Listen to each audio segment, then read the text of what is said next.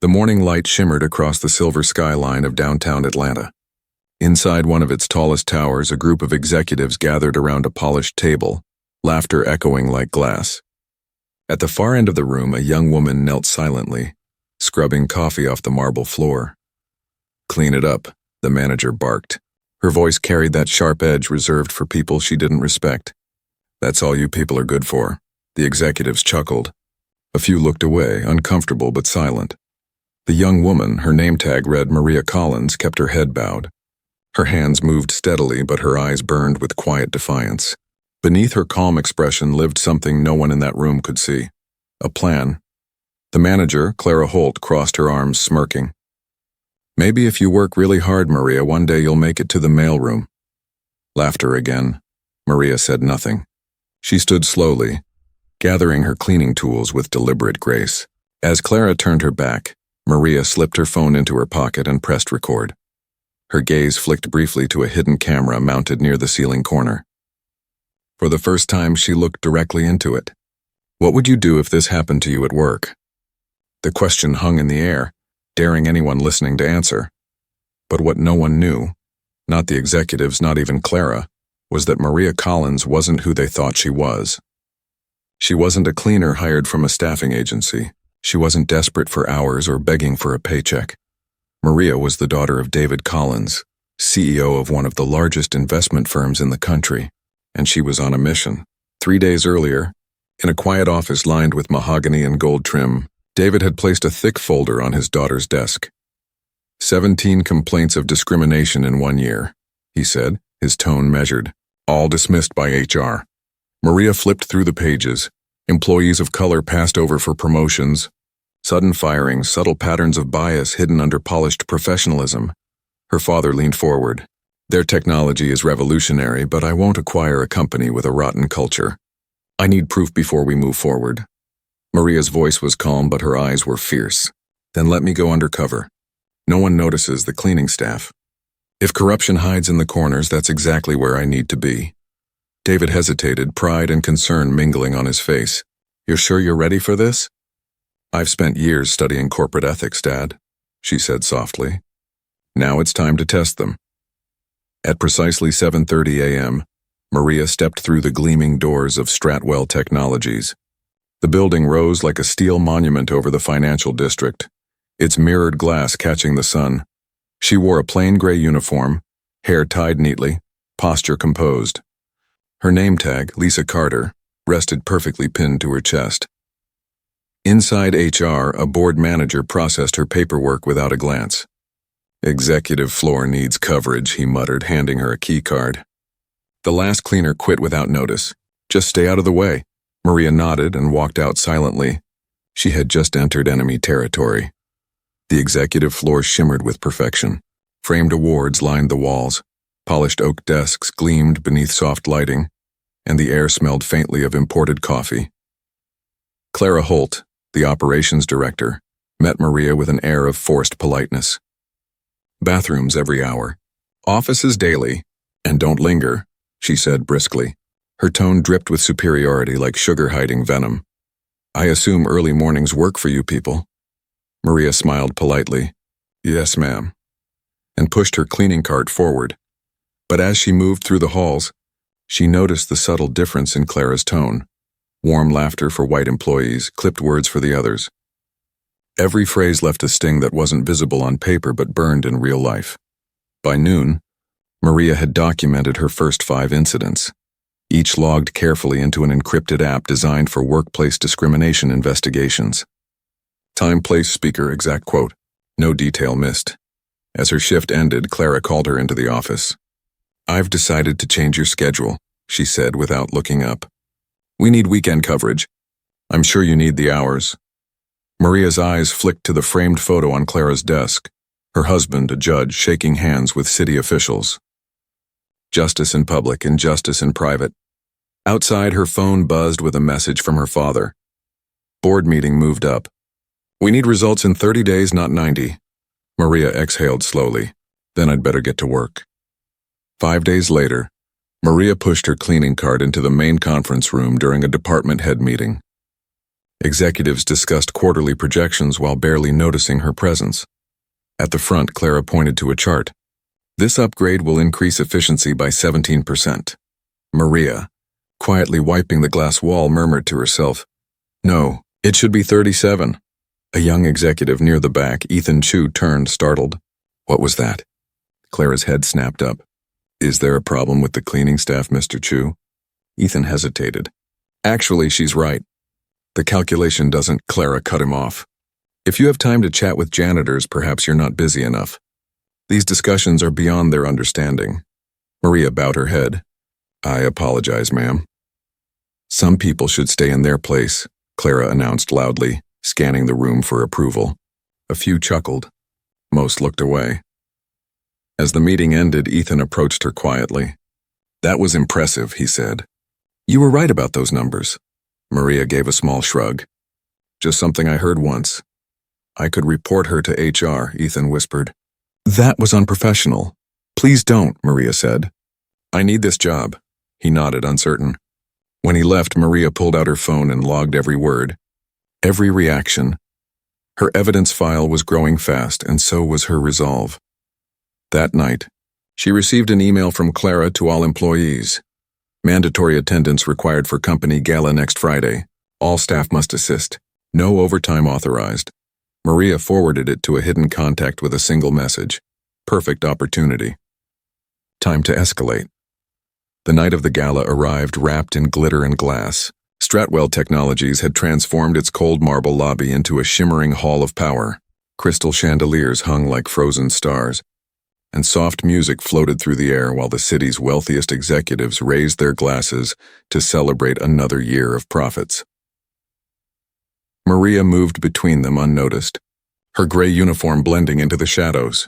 She carried a silver tray of empty glasses, her expression calm but her pulse steady and alert. Every word, every sneer, every careless comment from the executives was another thread in the web she was weaving. Across the room, Clara Holt sparkled in a cream-colored gown. Diamonds glittered at her neck and her laughter carried easily over the music. Beside her stood William Brooks, the CEO of Stratwell. "Senator James," Clara said smoothly, "this is the man behind our latest success. Stratwell's algorithm is changing the future of national security." Maria paused near the drinks table, pretending to tidy. She caught a small, bitter detail. The algorithm Clara boasted about wasn't hers at all. Maria had overheard Ethan Chu's team discussing the project weeks earlier. Clara was taking credit for their work.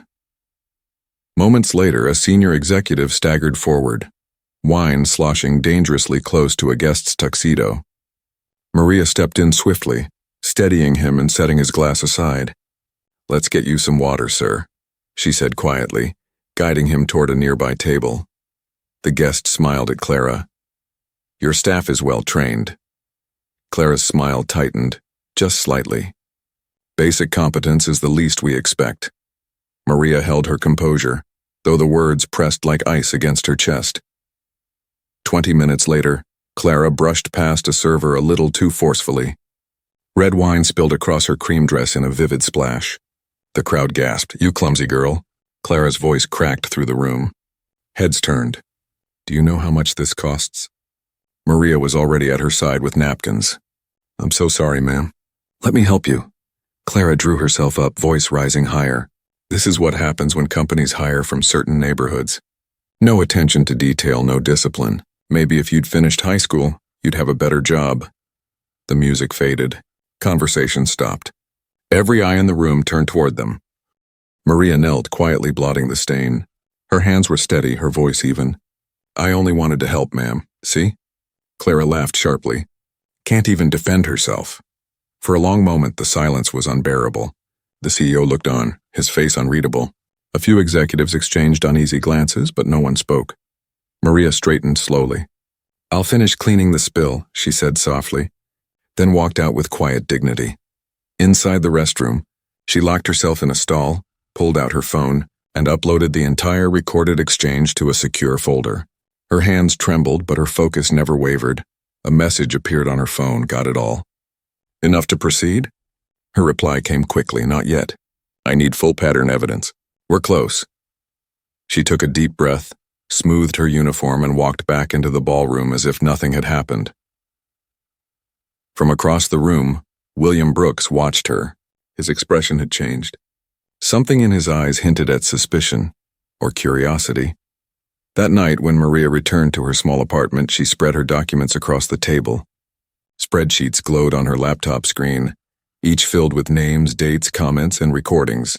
The wall calendar behind her was marked with red slashes, day 14 of 30. She replayed Clara's words again. The humiliation had been public, but it had also been powerful. The evidence was undeniable now.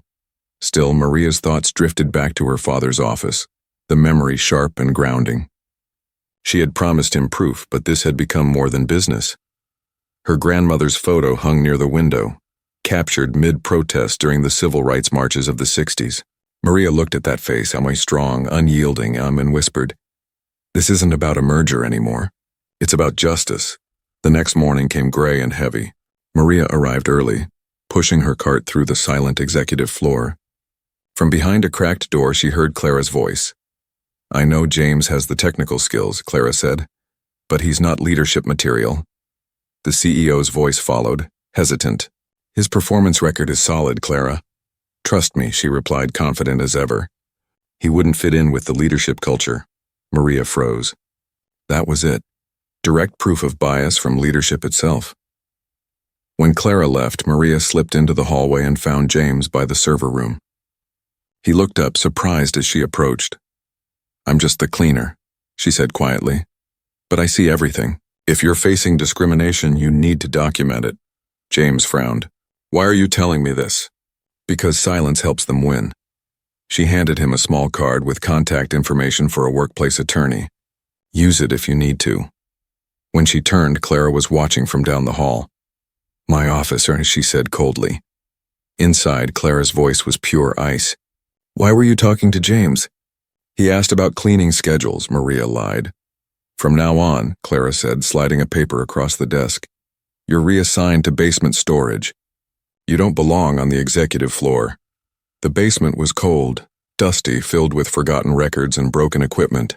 Yet as Maria began cleaning, she found something that made her heart pound. Old HR files stacked in boxes marked "scheduled for shredding."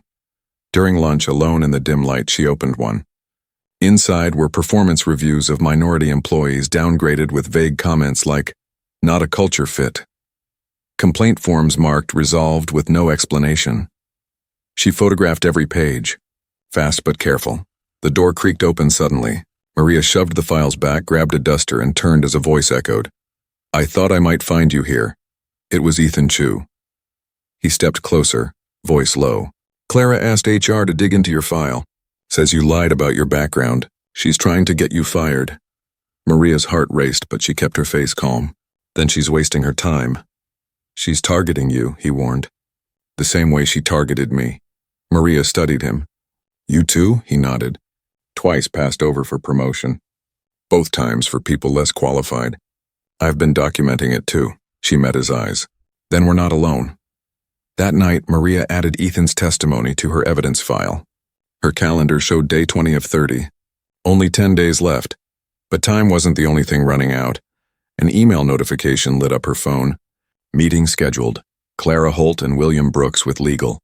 Subject: acquisition preparations. Rumors swirled through the building the next morning. Employees whispered in corners about the company being sold to a larger firm. Some were hopeful, others terrified. Clara moved through the chaos like a storm in heels, summoning department heads into a conference room.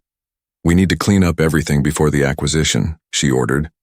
"That means files, records, conversations. Use your imagination." Someone hesitated. "You mean delete complaints?" Clara's tone sharpened. "I mean present our best face." Maria listened quietly from the corner, collecting trash bags that didn't need collecting. Her phone recorded every word. When the meeting ended, she slipped into Clara's office. On the desk lay printed performance reviews showing years of manipulation. Excellent ratings for white employees, poor for everyone else. She photographed each document fast. Then the door opened. "What are you doing here?" Clara's voice sliced the air. "Just emptying your bin, ma'am." "You're lying," Clara hissed. "You're too educated for this job." "Who sent you?" Johnson Enterprises? Maria forced herself to stay calm. I'm just doing my work. Clara's suspicion was a storm barely contained. Let me see your phone. Maria handed it over. The device had already been wiped clean. Clara scrolled, frowning, found nothing. I'm watching you. One mistake and you're finished. At that moment, Ethan appeared in the doorway. Sorry, Clara, I need your input on tomorrow's presentation. The timing saved her. Later, Ethan found Maria in the server room. She's convinced you're a spy, he said. She's ordered security to monitor you. Maria glanced at her calendar in day 24. Her father's text arrived seconds later. Acquisition meeting tomorrow. I'll be there in person, her pulse quickened. Then it's time. The next morning, the game would end. Morning broke with a sharp winter chill. The air outside Stratwell Technologies shimmered with the weight of what was about to unfold. A sleek black car pulled up to the front entrance and David Collins stepped out, every inch the image of controlled authority. His dark suit caught the light as security personnel flanked him, earpieces gleaming like silver pins. Employees paused mid-step whispering, recognizing the man whose company might soon own theirs. Inside, Maria had already arrived. She moved quietly through the main conference room, her cart rolling softly on the polished floor. Her hands appeared busy with dusting, but her mind raced ahead of every sound. Beneath the table's smooth walnut surface, she placed a small recording device no larger than a coin. She adjusted her earpiece, testing the signal. Clear. Downstairs, David entered the lobby, greeted by William Brooks with a practiced handshake and a thin smile. Mr. Collins, welcome to Stratwell Technologies. We're honored to have you here. Clara appeared seconds later, her face set in that perfect corporate smile she wore like armor. Mr. Collins, she said sweetly, I've arranged a full tour. You'll find our culture here highly efficient. Efficiency is good, David replied, eyes scanning the lobby. Integrity is better.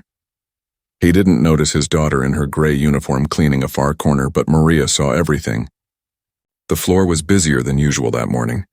Diverse faces placed deliberately at the front desk. Employees of color suddenly visible where they'd never been before. Clara's handiwork, she thought. A facade for the visitor.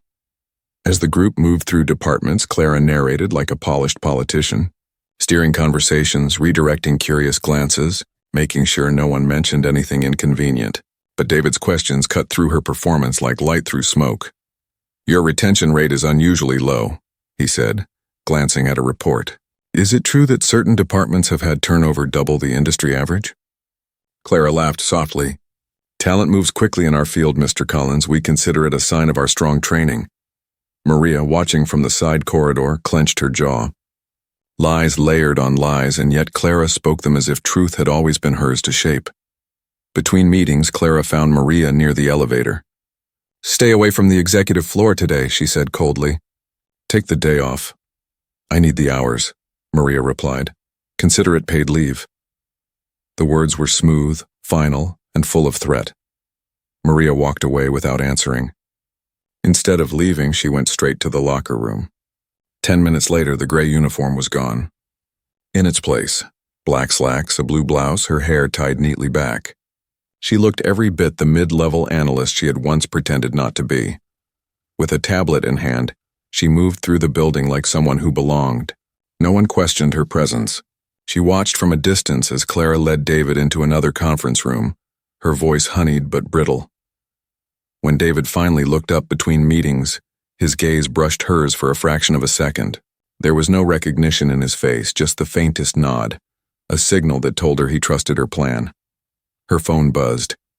A coded message. Need definitive evidence. Hold careful around me, she typed back. Ready for phase 2. Documentation complete. Meanwhile, Clara was unraveling behind her perfect exterior. In her office, she reviewed security footage, tapping her nails against the desk. Show me everywhere that cleaner's been today, she told the head of security. The man hesitated. Everywhere, she repeated sharply. Behind her, William Brooks stepped into the doorway. Clara, he said quietly, we can't afford any appearance of discrimination right now. Not with Collins here. Clara's mask cracked for a moment. You think this is about discrimination? Those people always play the race card when they can't keep up. William's expression shifted. Those people? He repeated, voice low but steady. What exactly do you mean by that? The silence that followed was long and heavy. Clara stammered something vague, but the damage was done. William walked out without another word. By late afternoon, the tension in the building was thick enough to feel. Ethan found Maria in the copy room. His face was pale. Clara scheduled a meeting with HR tomorrow morning. She's calling it a termination review. She's trying to end this before your father can act. Maria nodded slowly. Then tomorrow morning, 9 o'clock sharp. Everything ends. That night she prepared in silence. Files uploaded, backups encrypted, timelines matched to recordings. Her evidence was airtight. The next morning dawned clear and cold. In the glass-walled conference room, Clara Holt stood ready with a folder in hand. William Brooks sat at the head of the table, discomfort visible on his face. An HR representative sat beside him, looking small and uncertain. A security guard waited by the door. Maria entered wearing her cleaner's uniform again, her posture calm but unbent. She sat only when Clara gestured. Clara began without preamble. "Lisa Carter," she said, her tone sharp with triumph. "Your performance has been consistently poor, and we have reason to believe you've accessed restricted areas without authorization." Maria tilted her head. "What evidence do you have of that?" Clara pushed forward a sheet of paper. "You were seen on multiple floors during confidential meetings. You were told not to be near executive offices." William shifted uneasily. "Clara, this feels unnecessary." "She's just a cleaner." "She's a liability," Clara snapped, "and her job application contains false information. Springfield High has no record of any Lisa Carter graduating." Maria glanced at her watch. "Show it to him right on time." She looked up, voice calm but sharp. "Before we go further, I want to ask one question. Am I being fired because of performance or because of my race?" Clara's face flushed crimson. "How dare you imply this isn't about race," she said loudly, her voice rising. "This is about competence and honesty, qualities you clearly don't have." At that exact moment, the door opened. The room fell silent. David Collins stepped inside, followed by a woman carrying a leather portfolio. Clara straightened instantly, startled. "Mr. Collins, we don't have a meeting scheduled until later." David's eyes were cool. "We're having one now." He turned toward Maria. "Everything okay, sweetheart?" Clara froze. The blood drained from her face as realization dawned. Maria stood, removed her cleaner's badge, and placed it neatly on the table. Her voice was calm, steady, undeniable. "Yes, Dad, just finishing up here." The silence was absolute. William Brooks blinked, then set his coffee down with trembling fingers. The HR representative's pen slipped from her hand. Maria lifted the leather folder from the woman beside her and opened it. "Allow me to introduce myself properly. My name is Maria Collins, Chief Compliance Officer at Collins Group. For the past 26 days, I've been conducting an undercover workplace culture assessment as part of our acquisition due diligence." Clara stumbled back a step. "You what?" David moved to the head of the table. "Before investing $300 million in Stratwell Technologies," he said, his voice calm but sharp. "We needed to understand the truth about this company's culture, not just the polished version presented in reports." Maria turned her laptop toward them. "We've documented 47 instances of racial discrimination across multiple departments. Most originated from the operations division, under your leadership, Ms. Holt." The room was still, except for the soft hum of the projector as evidence filled the screen. Photos, spreadsheets, voice recordings. Clara's voice cracked. "This is a setup. Entrapment. You can't use that." "It's called testing," Maria replied. "Perfectly legal under federal civil rights law." William stared at the evidence, scrolling through emails, recordings, and HR records. "Is this all true?" Clara's words faltered. "They twisted everything." David raised a hand, silencing her. "Your words speak for themselves." Just then the door opened again. Ethan entered, holding a small USB drive. "I have additional documentation," he said. "Incidents going back 3 years," Maria nodded. "Thank you, Mr. Chu. Your courage will be recognized." David placed 2 folders on the table. Option 1. We move forward with the acquisition under complete leadership restructuring and strict compliance enforcement. Option 2. We forward this evidence to the Equal Employment Opportunity Commission and the Department of Labor. Clara lunged suddenly, reaching across the table toward Maria's laptop. "You self-righteous." The security guard intercepted her instantly, pulling her back as she shouted, "Delete it! You'll never prove anything." Maria calmly closed her laptop. That file was a decoy. The evidence is already secured. 4 hours later, the Stratwell boardroom became a crisis center. The leadership team sat in stunned silence, while David reviewed documents and Maria stood at the digital display. Presenting data with professional calm, "Clara Holt," William said finally, voice hoarse, "is suspended effective immediately pending full investigation." A board member spoke up. "She's been with us 12 years. Isn't this excessive?" Maria turned the screen. Charts of employee turnover, color-coded by race. 87% of employees of color left within a year under her management. That's not coincidence. That's a pattern. No one spoke. William rubbed his forehead. "We can't undo what's been done, but we can start fixing it." He looked at Maria. "Tell us how." Maria nodded once. "Then let's begin." The hours that followed felt like a storm breaking open after years of silence. Every executive on Stratwell's board sat stiff and pale around the long table, as Maria laid out her findings with calm precision.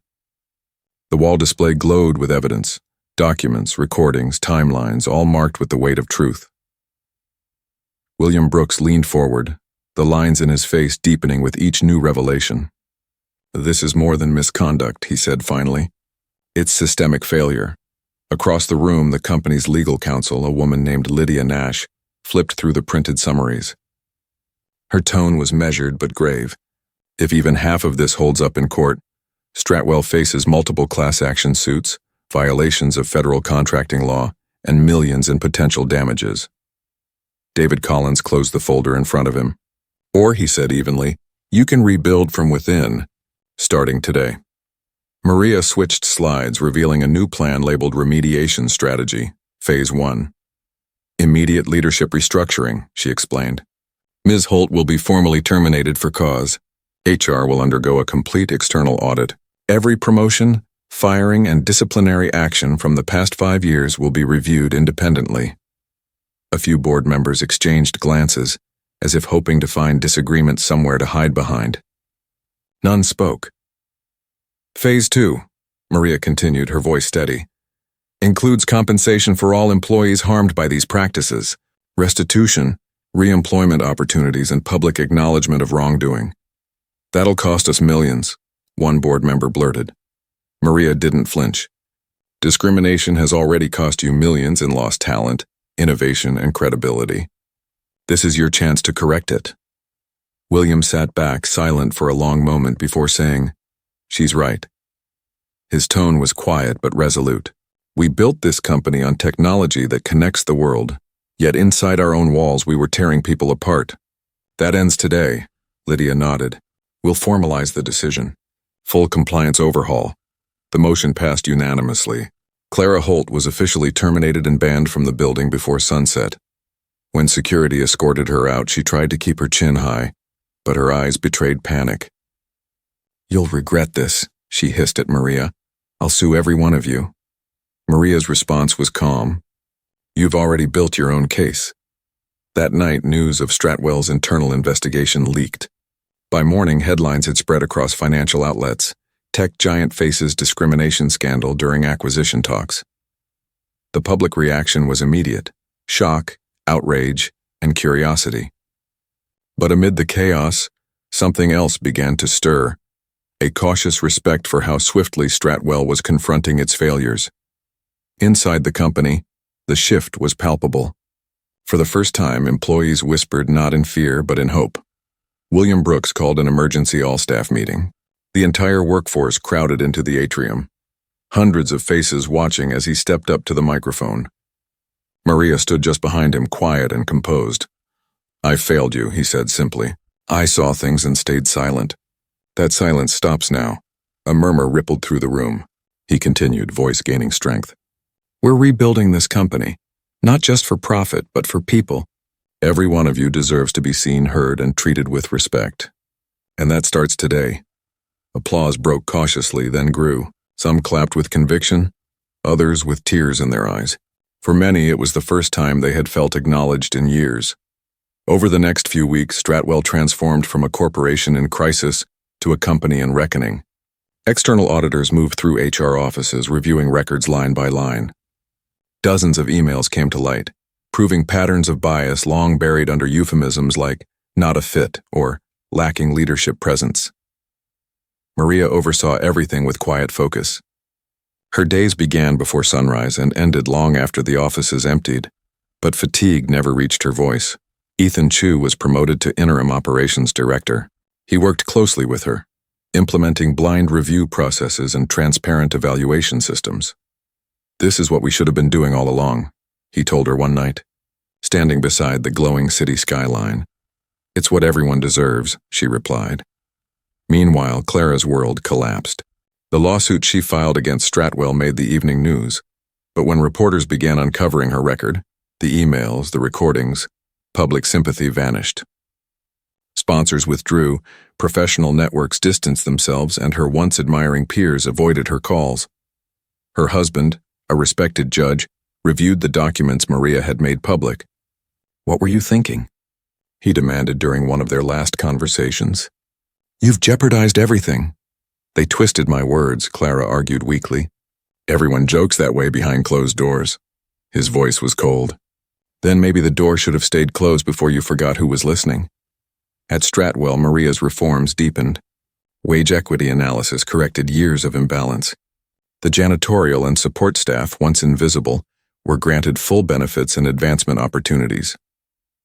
One afternoon, Maria visited the break room that used to double as a storage closet. Now it was bright and spacious, with real tables, proper lighting, and a coffee machine identical to the one in the executive lounge. An older cleaner named Gloria wiped her hands on her apron and smiled.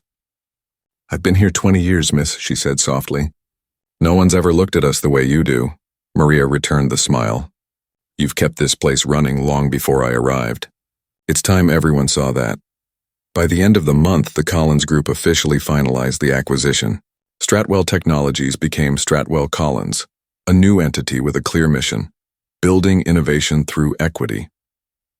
At the signing ceremony, David turned to his daughter. "You did more than prove them wrong," he said. "You changed how they think." Maria's eyes lifted to the city skyline reflected in the glass walls around them.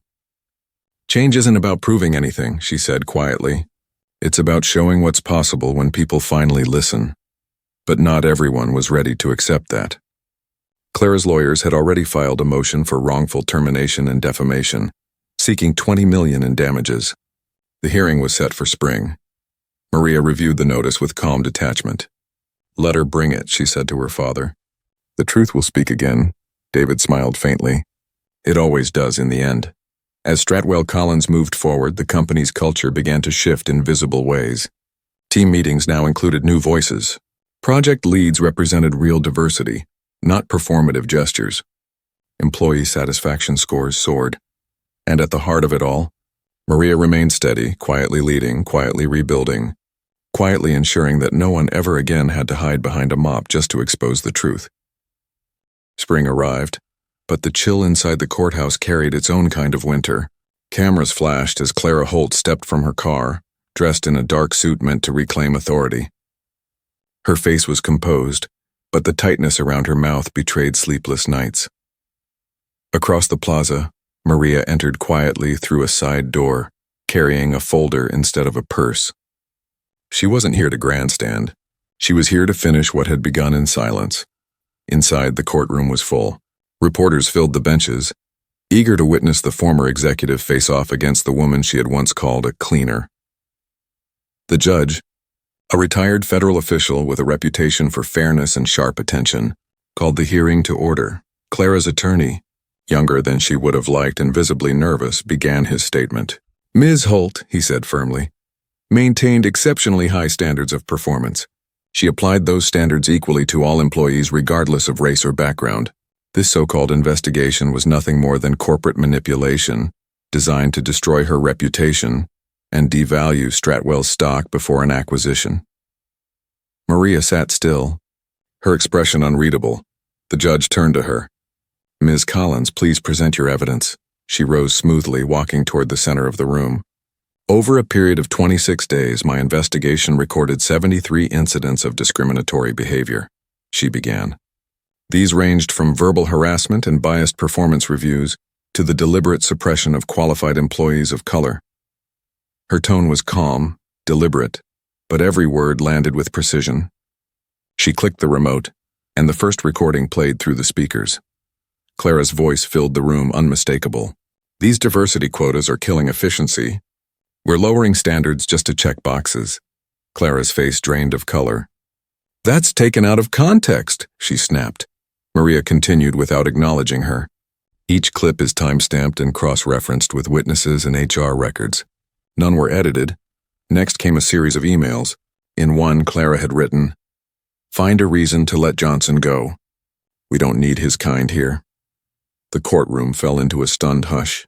The judge's eyes narrowed. "You sent this email, Miss Holt." Clara hesitated. "That was never meant for public view," Maria asked evenly. "You're right. It wasn't. Neither was discrimination meant to thrive in secrecy." The attorney attempted to interrupt, but Maria was already advancing to the next slide, statistical charts. "Under Ms. Holt's management," she said, 87% of minority employees resigned or were terminated within a year, compared to 24% of white employees in equivalent roles. The judge leaned back slowly. "That's a staggering disparity," Maria nodded. "And when these employees filed complaints, their cases were marked resolved with no investigation. We confirmed that through Stratwell's archived HR database." Witnesses took the stand next. James, the IT specialist, testified about the promotion he had been denied. "She told me I didn't have leadership presence," he said quietly. "When I asked what that meant, she suggested I take speech classes to sound more professional. I was born in Detroit." Then came Gloria, the cleaner who had worked under Clara for years. "She used to say we were lucky to have jobs at all," Gloria said softly. "I just kept my head down, but it eats at you. Makes you feel invisible." Clara's attorney tried to frame the incidents as misunderstandings, performance-based decisions, or workplace stress taken out of proportion. But the facts refused to bend. At one point, Clara herself took the stand, voice trembling with a mix of anger and desperation. "You don't understand what it's like to manage a company under pressure," she said. "Sometimes people simply don't fit the culture. That's not racism, it's reality." A murmur ran through the courtroom. Maria said nothing. She didn't need to. The Department of Labor observer seated in the back made careful notes. The judge's expression hardened. "Culture," he repeated. "A convenient word for exclusion when used by the wrong people." When it was Maria's turn for cross-examination, Clara's attorney leaned forward, trying to break her composure. "You infiltrated this company under false pretenses," he said. "You lied about who you were. Isn't that unethical?" Maria's gaze was steady. "I told the truth where it mattered most, in the evidence. Every word I gathered was real, every action verified. If I hadn't gone undercover, none of this would have come to light. Your goal was to destroy my client," the lawyer accused. "My goal," Maria replied, "was to stop people like her from destroying others." The room was silent. When the final witness stepped down, the weight of everything that had been said seemed to hang in the air itself. The judge reviewed the evidence quietly for several minutes before speaking. "The record shows a pattern of discriminatory behavior in violation of company policy, state law, and federal employment protections. The termination of Ms. Holt was fully justified." Clara slumped forward slightly, her hands trembling on the table. Her attorney's pen stopped moving. The judge continued, voice measured but clear. "Furthermore, this case highlights a failure of corporate oversight. The Department of Labor will review Stratwell's documentation as a potential model for future compliance enforcement. Let the record show. Discrimination left unchecked is not culture." It's rot. The gavel struck once. The case was closed. Outside, sunlight spilled over the courthouse steps. Reporters surged toward Maria, microphones raised, but she waved them aside. "This was never about headlines," she said quietly. "It was about accountability." Across the plaza, Clara walked to her car alone. The world that once bent for her now moved without notice. She stared out at the traffic, the sound of city life drowning out the last echo of her authority. Inside Stratwell Collins headquarters, Maria stood at a new digital display, presenting post-case reforms to a team of department heads. "Our systems will remain transparent," she said. Every complaint will be logged, tracked, and resolved with full documentation. We don't bury the truth anymore. We record it. Ethan glanced at her from across the table. You think this will spread? It already has, she said. Other companies are watching. They'll either evolve or face the same reckoning. News outlets began publishing stories titled, The Collins Method, How One Undercover Investigation Changed Corporate Culture. Within months, compliance departments across industries began modeling their internal audits after Maria's system. That evening, Maria visited the company's newly renovated employee center. There were now scholarships for staff seeking education, mental health programs, and leadership training open to all. Gloria greeted her at the door, holding a clipboard. 4 of us started the management courses you suggested, she said proudly. They're hard but worth it, Maria smiled. You've already done the hardest part. You kept showing up. Later, as she walked through the quiet halls, she passed the new leadership wing. The portraits on the walls were no longer just of founders and executives, but teams. Diverse, balanced, equal. For the first time, Stratwell's reflection matched its message. But one more test remained. Clara, unwilling to fade quietly, had filed a new appeal, this time for defamation. Her legal team was already rallying for another public spectacle. Maria received the court notice late that night. She read it once, placed it on her desk, and looked out at the city lights reflecting on the river. Justice had already spoken once. If it needed to speak again, she would be ready. The fight wasn't over. But neither was the story. 1 year later, the city skyline glowed with a different kind of light. Where Stratwell's cold steel towers once stood as symbols of distance and power, they now pulsed with something warmer. New beginnings, second chances, the quiet hum of a company reborn. Maria stood at the tall windows of her office, the river below glinting gold in the morning sun. The sign outside now read Collins Innovations. The name carried weight, but not the kind born from legacy. It came from what had been earned. Her father entered without knocking, holding a tablet filled with quarterly reports. Revenue's up 23% since the restructuring, he said, eyes proud but calm. Turns out integrity's good business after all. Maria smiled softly. It always was. People just forgot to measure it. He sat beside her, lowering his voice. Clara's last lawsuit was dismissed this morning. The court ruled it frivolous. Defamation requires lies. You told the truth. Maria nodded, but there was no triumph in her face. She'll move on eventually. I hope she learned something from it. David studied her expression. You don't hate her. No, she said simply. You can't hate what you've already changed. Downstairs, the building buzzed with activity. The employee cafe was alive with laughter, the kind that comes easily when fear no longer lingers in the air. Ethan Chu, now Senior VP of Operations, was helping a young engineer troubleshoot a project at the coffee bar. Gloria, once cleaning floors in silence, was reviewing budgets as facilities director, her hair tied neatly, a small pin reading Leadership Academy graduate gleaming on her lapel. In a nearby conference room, James, the IT specialist who had once been told he didn't have executive presence, was presenting a new cybersecurity system to government officials. They listened, taking notes. His ideas would soon be adopted nationally.